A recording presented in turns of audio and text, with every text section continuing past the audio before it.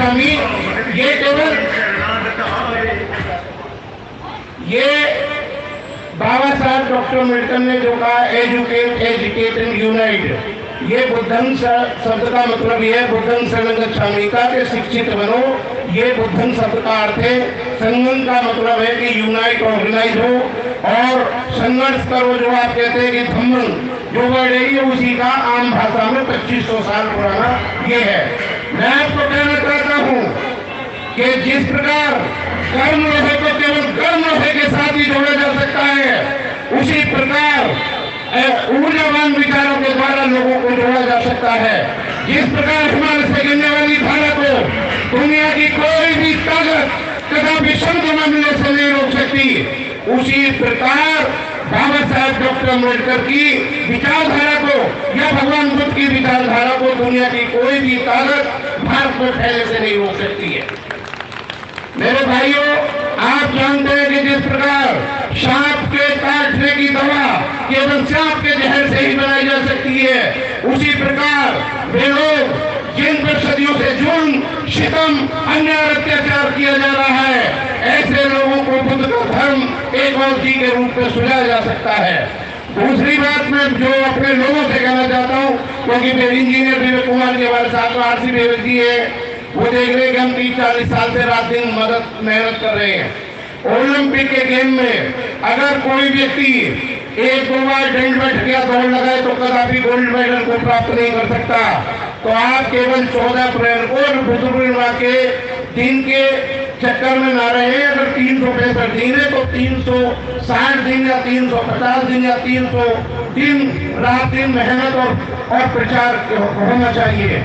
दूसरी बात, जुल्मों को बीज हम बोलने नहीं देंगे, अपने भारत को आग हम लगने नहीं देंगे।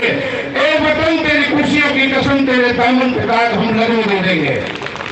मेरे भाइयों, जो हमारे इस वाले संघर्ष का जो हारपुर में है, आपको पता है कि हम विपरीत स्थितियों से गुजर रहे हैं। कोई एमएलए एमपी हमारी कोई मदद नहीं कर रहा, कोई सरकार हमारी मदद नहीं कर रही। हमें अपनी लड़ाई अपने ही बल पर लड़नी पड़ेगी। और आपको मैं बता दूं कि आपके हर काम में जो रुकावट का कारण है, उस रुकावट का कारण आपकी संस्कृति है, क्योंकि आप बौद्ध संस्कृति ऐसे है, इसलिए ब्राह्मण संस्कृति के लोग आपको तबाह और बर्बाद करना चाहते हैं। मैं ये बताना चाहता हूँ, संस्कृति की दुश्मनी ये प्राकृतिक दुश्मनी की तरह है। जैसे मैंने भी प्रोफेसर साहब को देखा जो थे, जिन्होंने बड़ी वैज्ञानिक बात करी थी। आप देखते हैं दुश्मनियां 2 प्रकार की होती हैं।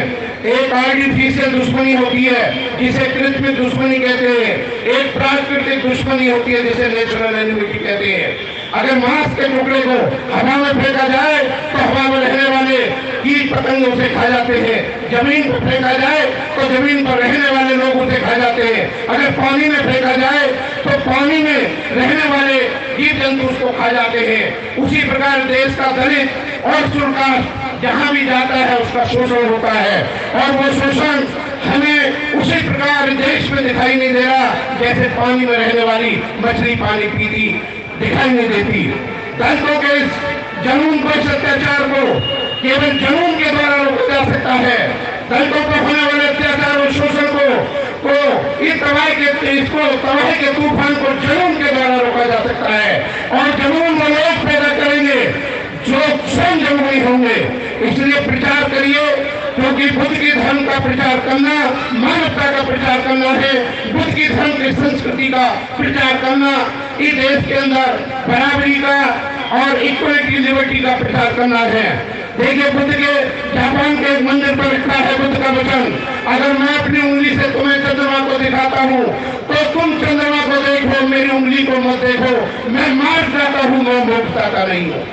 मेरे भाइयों, 1920 में जब यहाँ का एक बहुत विद्वान व्यक्ति जापान में गया और जापान में जाने के बाद उसने देखा कि अरे यहाँ के वृक्षों की जो लंबाई है वो 3 से 4 फुट है, लेकिन उनकी उम्र 400 से 500 साल है।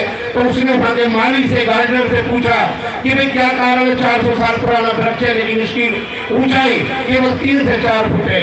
उसने कहा जिन वृक्षों की मूसला जड़ काट दी जाती है वो वृक्ष कभी आकाश की तरफ नहीं बढ़ सकते।